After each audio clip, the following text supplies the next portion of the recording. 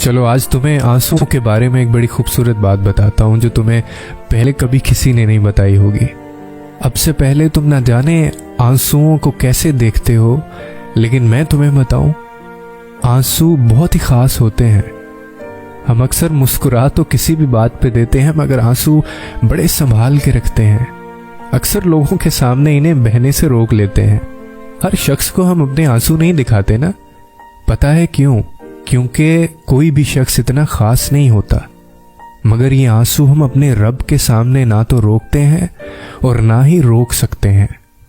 اس کی بارگاہ میں حاضر ہو کر اپنا سر اس کے آگے جھکا کر ہم جو آنسو بہاتے ہیں وہ کسی اور کے آگے نہیں بہہ سکتے۔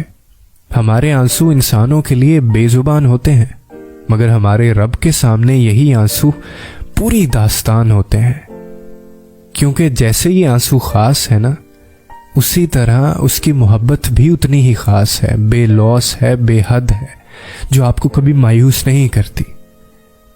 تو کبھی بھی اپنے رب کے سامنے آنسو بہانے سے خود کو مت روکنا۔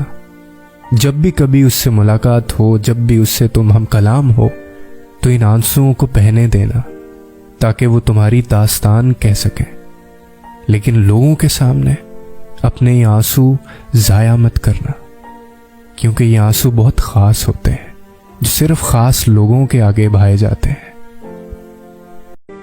چلو آج تمہیں آنسو